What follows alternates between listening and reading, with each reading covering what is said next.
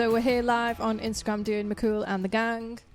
I don't know whether you can see my t-shirt, but I mean it does say McCool, but it's backwards. So yeah, and this is my podcast, which I do every month, and I have a special guest on every month, someone in music, or like a friend or someone I worked with. And today we have IONE. Hi there, everyone.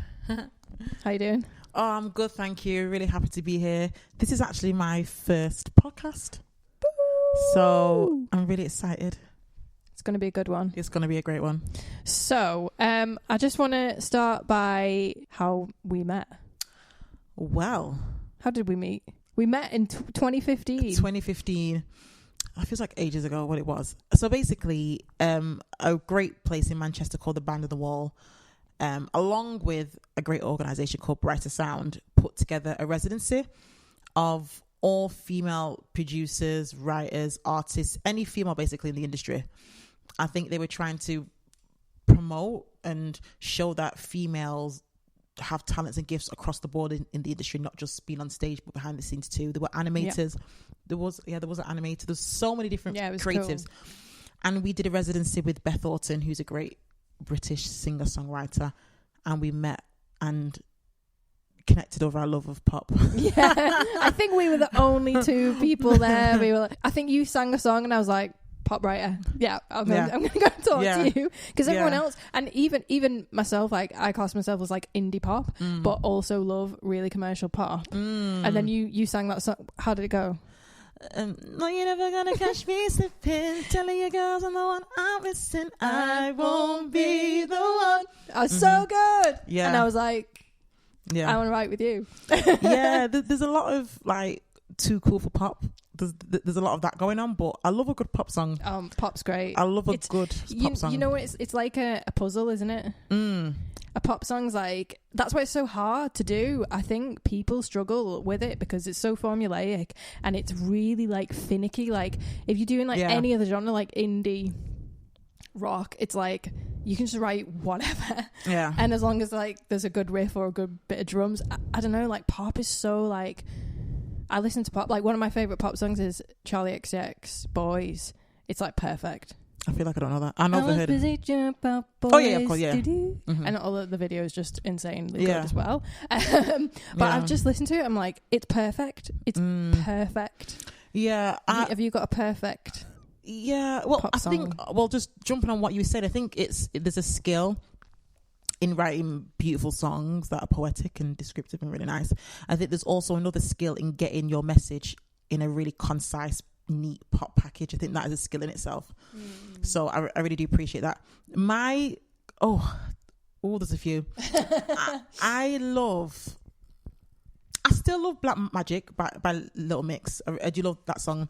It's perfect. There's a song that a lot of people don't really know by the original, like the Sugar Babes, the original ones. Oh. They came out together years later. I know this one. Flatline, yeah. Is my jam. Like, I love that song so much. I think they're my two, like, I do like a bit of Kylie, you know. Slow is... Kylie Minogue has got She's got some bangers, some corkers. That's what I call them. I think Slow, and that was written by a really like acoustic indie female songwriter called I think she's Italian. She's got like a really long, difficult name. Yeah. But it's amazing. Like, and for me as like someone who does indie but also wants to write pop, that's like inspiration. Like, if she can do that, then maybe I can do. Well, because a good song is a good song. If you strip them all back and play them all acoustically, the good, the strong, and like I remember hearing the demo to "Baby One More Time" for Britney Spears. It was essentially like an indie rock song. It was like this grown man with hair down here singing it on guitar. What? And whoever heard, I can't remember who the producer was. They heard it and thought, "That's gonna go to our 16-year-old." Yeah, wearing a school uniform. Yeah. So yeah, I do love pop. We've written a lot of pop together. Yeah. And I want to just say that we have written IONE's new single "Tell Me" together. Oh yes, which is amazing. I heard it the other day. I played it through proper speakers and it sounds wicked. So yes, we wrote that in last year, April 2019. It takes time, guys. Yeah, it takes time, doesn't it? Yeah. So the process for that was just It was long. I actually had this backing track, this beat from a brilliant producer from LA called David Blazer. Hi, David. And he's just brilliant. He just plays with so many interesting sounds and really makes nice atmospheric music. And I just love this beat. And I wrote a song myself to it. And I liked it. I wasn't in love with it. I knew something was missing. So I thought, let's call Natalie McCool. She'll know what to do. And for some reason, I went into the session, and rather than say, oh, Nat, I've written the song, help me tweak it and finish it, I just went in and said, let's write something from scratch. And we wrote a completely different song to what I had written. How different was it? It was still R&B-esque, like the vibe of it. My chorus was a lot singery. That's not even a word, but it's a lot higher. I was in the sky. Yeah.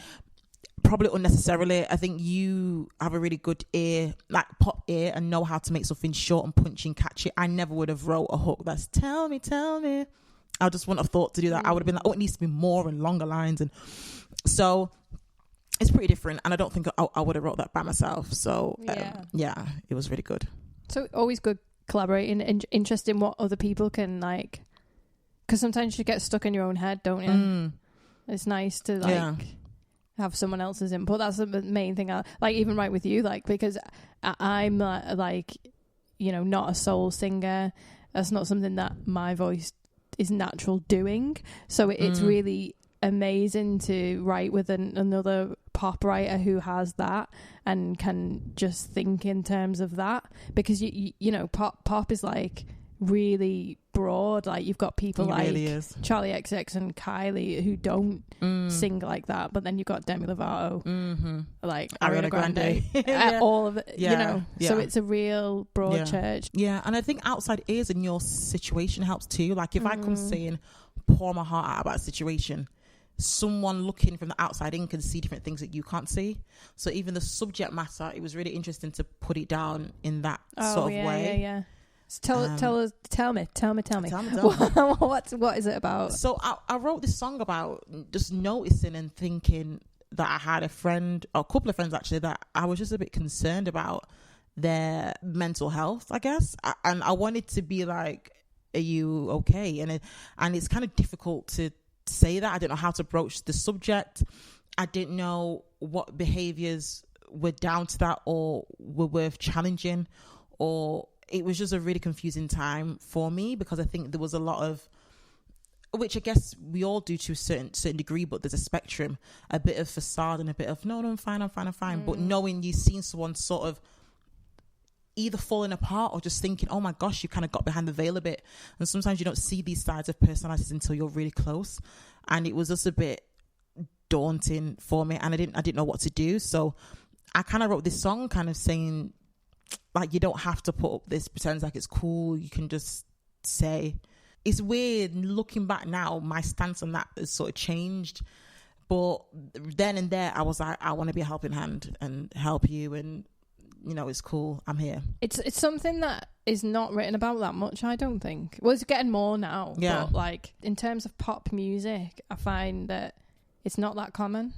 It's not, and even the way we spoke about it, like, it wasn't all sort of, it wasn't soppy. It wasn't like, oh, I really want to be there for you. It was a bit like lines like the noise in your mind and the lies that you tell for the drama. You know, it's this different size to this thing. There's parts that are like, there's really good people you like, but you know, there's manipulative kind of traits. There's things that are a bit toxic. It was just really confusing, really. And I think we covered all areas really nicely.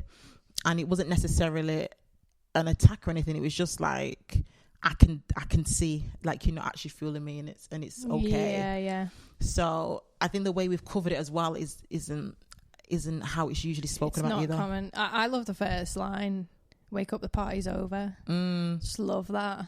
Yeah. It's just a really good setting for that song. You know, when something's just changed and you feel like you're just not right. You've just woken up and something's not right. I love the wake up to find you sober and light is blinding. That first verse for me, I'm just like, it sets it really well.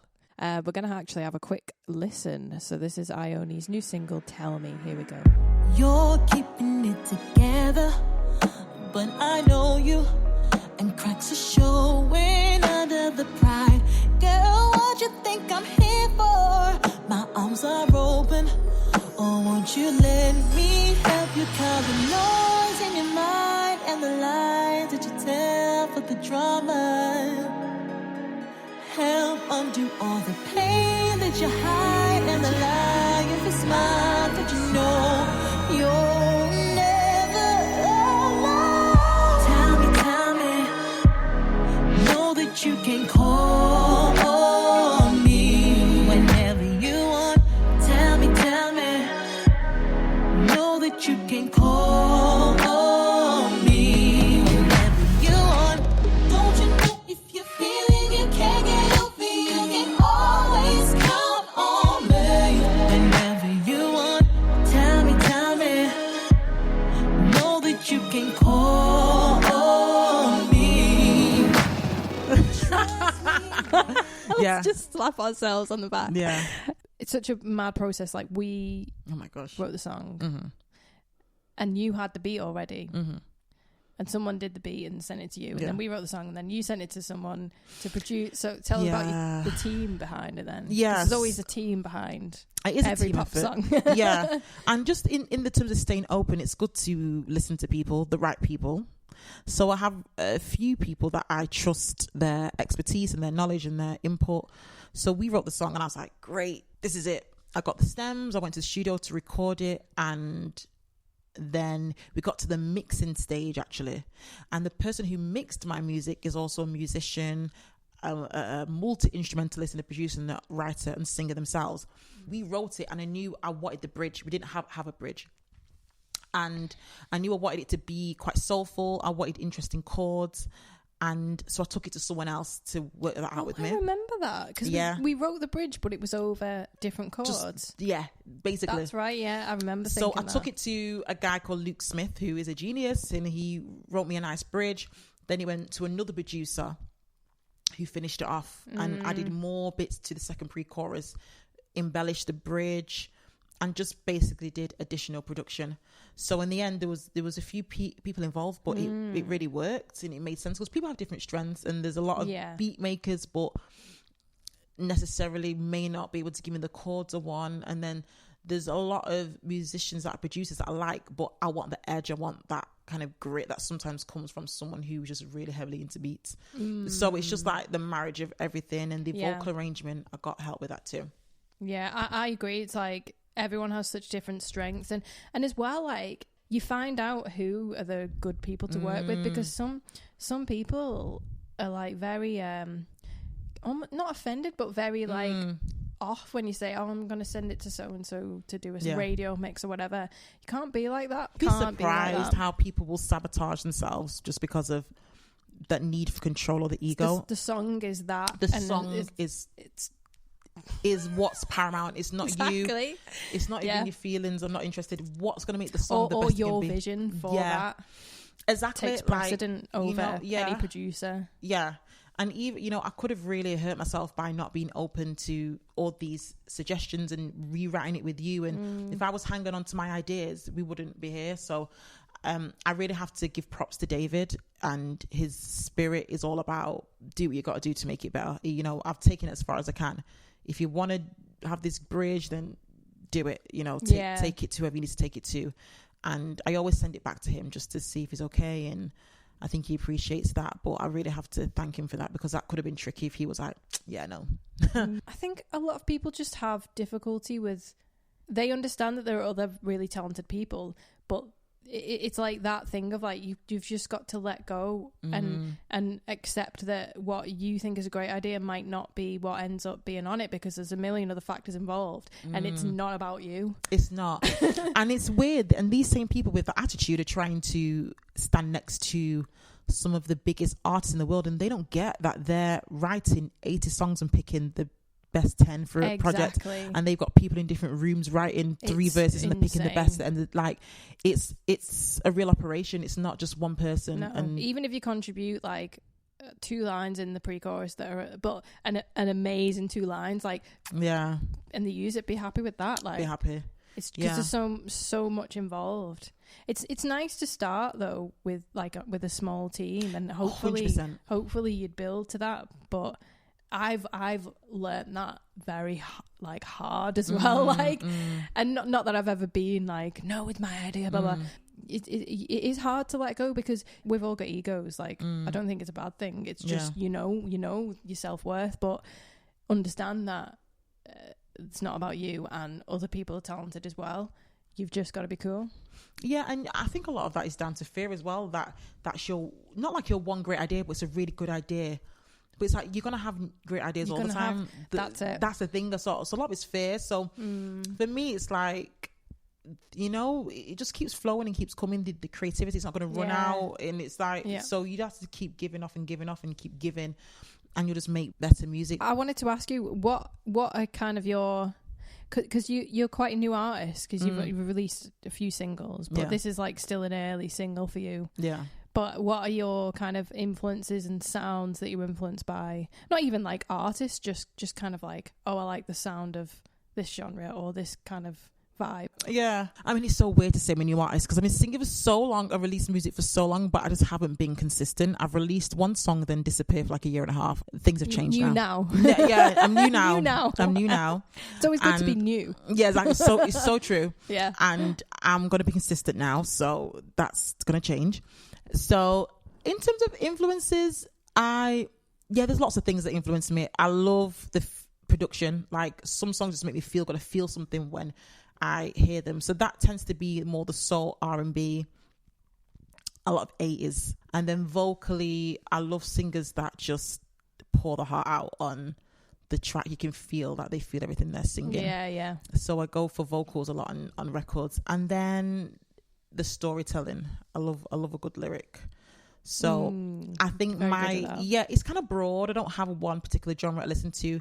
Like I said, a good song's a good song. If I can connect to it in some way, it's fine. So everything from country to pop to rock to R&B to soul to grime to Afrobeats, I do enjoy. If you want to be a songwriter also, that's the thing. It's good to have that, because some people, I find, I always talk about this for some reason on this podcast, like the difference between artists who write for their own project and then you've got an artist who is also a songwriter writing for other projects, and that's how you know where you fit in, because I'm sure you feel the same. Even with myself, I write loads of different stuff, and some people can only really write in one vein, and that's really good because it means that everything they do, if they've got an artist project, it's gonna sound consistent.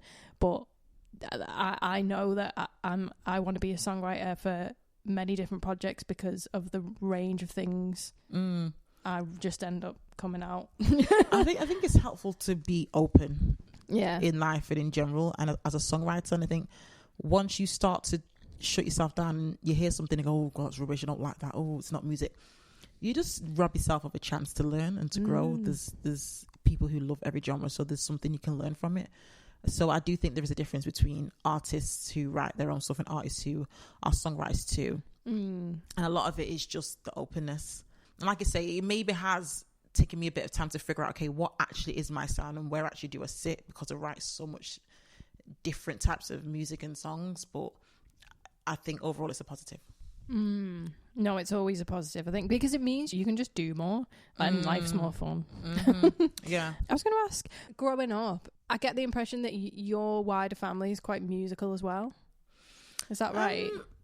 Not No, really? I just got that wrong. Well, that's what the impression I always get. My grandma sang, my mum sang. I think growing up in the church, you, even if you're not really a singer, you're a singer type thing. So even if you didn't want to pursue a career in singing, it's weird, even non-singers in church can probably find a harmony because it's just a culture. Yeah. So group around music in that sense. My grandma did sing, my auntie sings, my mum does sing a bit actually, to be honest. So but no one really pursued a career. I don't believe it's only me that's done that. And there wasn't a lot of musicians in the family at all, really. I remember an uncle of mine playing the saxophone.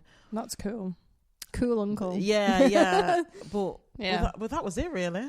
Yeah. Okay, so you're kind of like the first one. You know, when people are like the first child to go to university, like you're the first artist. That's and cool. I was the first to go to. Was it first?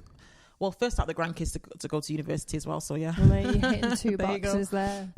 Yeah, that's cool. I would like to ask what your plans are after this single. Well, because I am going to be consistent, the next thing I'm going to do is release the lead single from my EP. So like times have really changed. Like at one point you just release singles from your album or your EP and that was that. But there's also promo singles and in between singles and mixtapes. And so Tell Me isn't really part of a bigger project. It's almost like a, hey, I'm back type single. It's a precursor of what's to come. It's just letting people know that I'm back and this is what I do. So the next single is going to be the lead single from my EP. The EP is called The Tide Is Changing and the lead single is called Loved By You. Mm-hmm. So I'm going to release that. I haven't got released it yet, but it's probably going to be, I would say maybe end of August. What we now, July? Yeah, probably end of August, early September. Mm-hmm. And then the EP will come out a month after that. So that's my next thing, is to release the lead single, the EP. And I would love to possibly release another project this year or early next year. So just to keep writing, just to keep it coming. That's what I was going to say about keeping writing, because sometimes you write something and you'd be like, I can never write this again. It's too good, I can never do this again. But it's so important to just keep going, even if you're writing stuff that's not necessarily comparable, like maybe they wouldn't go on the same EP, like doesn't do matter. It doesn't matter. It's the doing. And it's the fear that you were talking about. Like, yeah, some people are like, that's such a good idea and you know, I really love that, but you just got to let go and keep moving. Like whenever anyone asks me, and I get asked this all the time, send me your songs, what have you got that can fit this? And I'm like, I'll just write something new. Yeah. What's wrong with that? Yeah. I'm not going to go through my catalogue and obviously like I'll send you like 3 to 5 songs that may be there. Yeah, but what you want, I'll just write something. Yeah. Because it's better for everyone. It's new. It's yours. You can choose to do whatever you want with it. If you don't want it, then I'll put it in the catalogue and then maybe send it to someone else. Like it's never a waste. It's never a waste. Yeah. No? Yeah, I think for me, I would love to get back to the stage where I just write for writing's sake more. I found maybe with just life and being busy, I almost write for purpose. Like, oh, I've got this song and I need to finish it, so I'm going to write. Yeah. But I love when I hear people say, I just spent a whole day writing today and recording. It's so nice. It just feel great.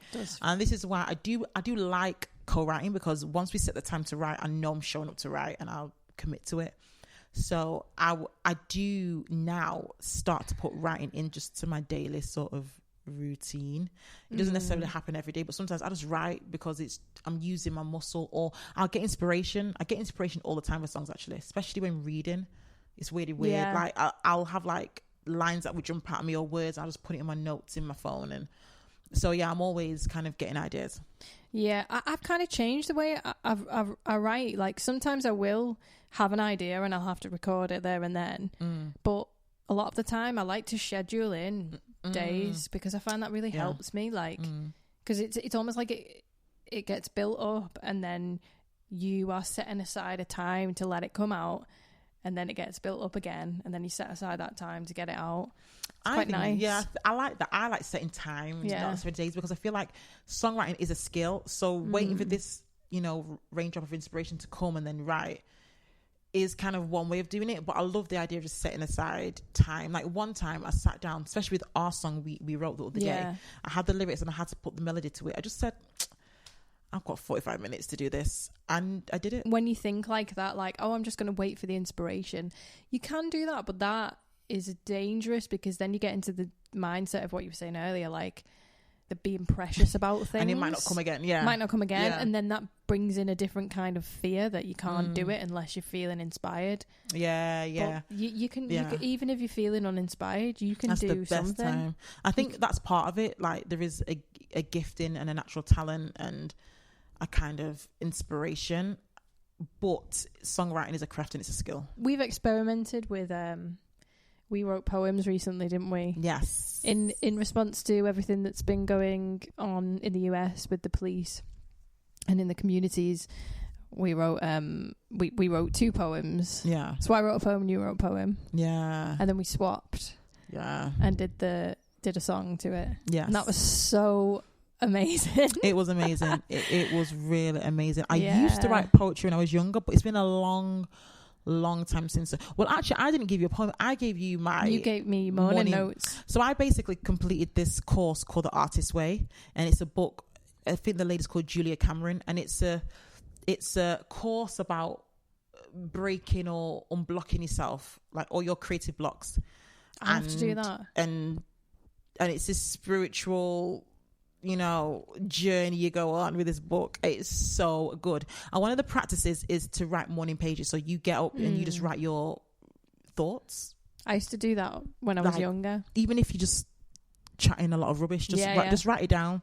Yeah. And it was phenomenal just to read back the truth of yourself. Like it was really crazy. Like, actually, like I read some pages back and I was like, oh my gosh, I'm sad or I'm in a lot of pain, and I didn't think I was. Like, it's just so weird. It was so weird. But I was feeling a lot of things when this video came out of George Floyd being killed. I didn't watch it, but I was really like deeply affected, and I didn't really know what to do.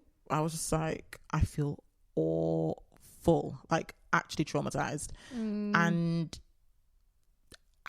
I know we had this idea to do something, but I was almost slightly avoiding it too. You were just like, I can't even process. Yeah, not now, but I knew I had to work through it and just figure out why I felt the way I felt, and just put it out there. And even if it was for no one else, it's just for me, I think it was important to do. So I just wrote these 3 pages, my musings, and it was part poetry, part ramblings, and then you took it and made it into a song. There was a line that you kept on repeating, and it was like, I see me in you, or maybe you are in me. Yes, that's it. Yes. That's such a beautiful line. And I was like, oh my God, that's got to be like the refrain. Yeah. I think because that was my whole thing. It was like, oh my gosh, that's someone whose skin color's the same as mine, being treated like that, and life being disregarded, and I saw myself. I saw myself in him, and it was, I guess that's the gift of being a writer. You get to use your pain and write through it, and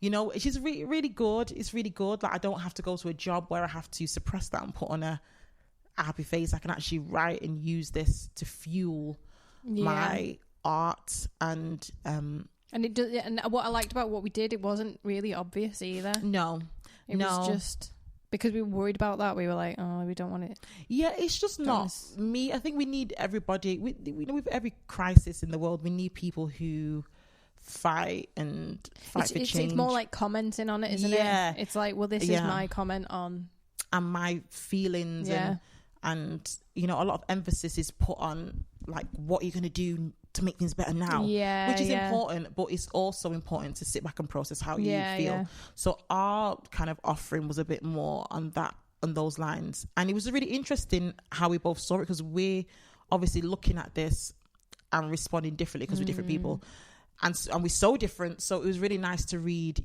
yours too. Your poem. But they're quite different. I'm going to put them on SoundCloud. I'm going to put these 2 tracks we're talking about on my SoundCloud and link them in the podcast. So, but the 2 tracks, and one of them is like quite, it reminds me of Corinne Bailey Ray. Yeah. So that was your words and my melody. And then the other one is like something that could maybe even be on Hunger Games. It's like amazing, like a cappella drama. Yeah. And that was my words and your melody. Yeah. So interesting. Cool. Yeah. So that'd be nice to kind of just put them up and just get them out. Get them out. Yeah. Yeah. I had something to say about writing in a different way. I find that actually, and it's interesting because you said it the other day, like writing from a poem, you just get it's so different. Just so much. It's so different because you're not thinking about the rhyming process, or the meter as much. You're just going blah, and it's good. And it seems to be more descriptive and emotive, because in a poem, there's not going to be music to complement or accentuate what you're trying to say. It has to be, this poem has to grip people and get your message across with just these words. So there's so much more weight involved. And I don't really like to put one process against another. I think they're all different and really good. Yeah. Because I've got some musician friends who consider writing to beats as some like lesser form, but I'm like, no, not at all. It's all good. It's a different skill. It's a different skill. Because then you've got to really fit in between the rhythm, and that is very hard. It's like writing pop, but you've got to be snappy and direct with it. So to write and make it feel like that beat was made just for that song is like that's such a skill. And then to sit with the pianist or guitarist and write a song and then add production to it is a different skill. So I enjoy it all, but it's been a while since I wrote a poem, so I really did enjoy that. Really did. Should do more often. I need to start my morning notes again. Oh yeah, it's good.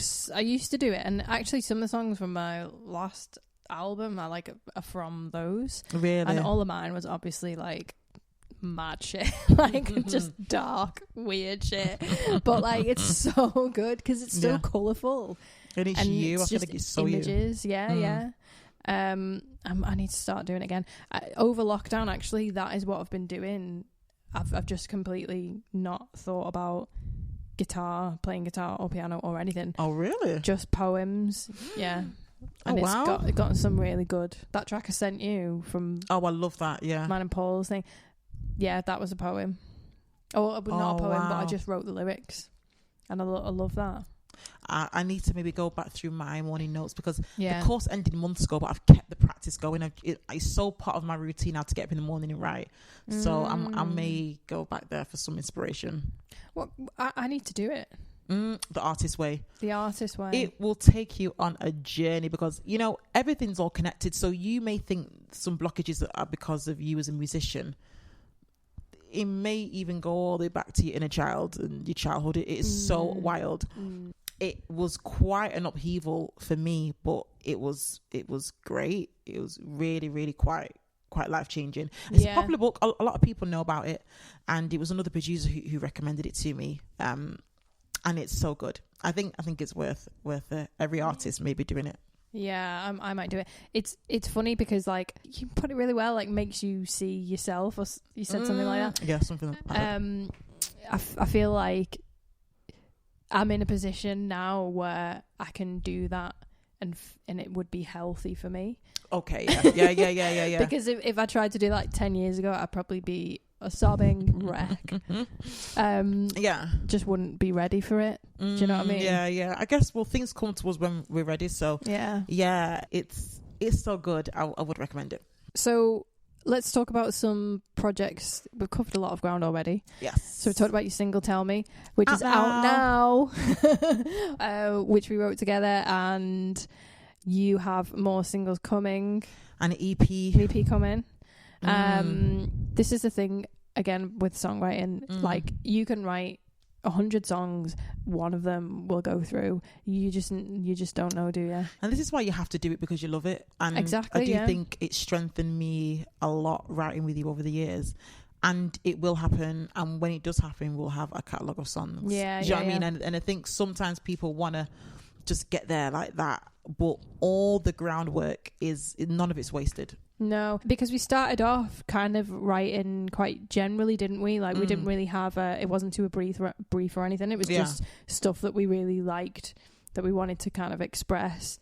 And obviously we both love pop, but now I find it really interesting because, like, if I get like a dance track through, I'll come to you and be like, let's write something for this. Yeah. And then, if you've got something, you bring it and we write. And it's just really nice, like a really good, like, collaboration in that way. Yeah, but I think, because Tell Me so good, now I'm like, okay, maybe we need to write more for my project. So I'll be up for writing more. Yeah. Just let me know. So my next EP, I would definitely write together for that. Because this EP that I'm about to release feels like, man, like, if I went in the studio now and made some new songs, they'd be so much better. Or they'd be so different. I don't want to sabotage myself by thinking that, like, oh no, I could even do better now. And them thoughts kind of keep you a bit stuck. So I was like, no, it needs to come out. Yes. I remember I wrote a song right before lockdown with Dan, who I wrote with a few other songs on my album. And it's called a sun going down, and it's like this weird, like really synthy 80s thing that could be like on an anime soundtrack. And it sounds like quite different from everything else that's going to be on the album, but still in the same world. But I'm listening to it, and my manager's listening to it like, yeah, it is quite different, but actually works. And it's kind of got a lot of like The Weeknd. Right, That's really weird because I'm a Northern white girl, so I do not even know how that's happened. But clearly I've like been a sponge, and it's just come out. It's like Cocteau Twins meets The Weeknd. That's how I would describe it. Very strange, but cool. But it's that thing, like I wrote it like 2 years after writing the other stuff, so of course it's going to be different. Like, what do you expect? It is weird the way it's worked out. I actually wrote and recorded Tell Me after the EP that's coming out after it, so I almost feel like Tell Me is probably closer to my sound, or the sound that I want, but the EP is coming out after it that was finished before it. So but it happens like that. Is there anything else you want to add to what we've talked about? Well, mainly my single's out now, and you can find me on all the socials. IONE _official for Instagram, IONE official for Twitter. IONE. IONE official Twitter, Facebook, IONE, everywhere IONE. So everything. just keep up to date with like all the things I'm doing. Yes, please do follow. So I think I'm gonna wrap this up now. This has been McCool and the Gang live recording podcast. This is IONE, the amazing IONE. Her single's out now. Go and listen to it. It's called Tell Me. I'm Natalie McCool. Thanks so much for watching, and see you next month. Bye. Thanks so much for listening, and don't forget to subscribe and follow to this podcast. I'm Natalie McCool, and you can find me and my music on Facebook, Twitter, Instagram, YouTube, and also on my website nataliemccool.co.uk. Thanks!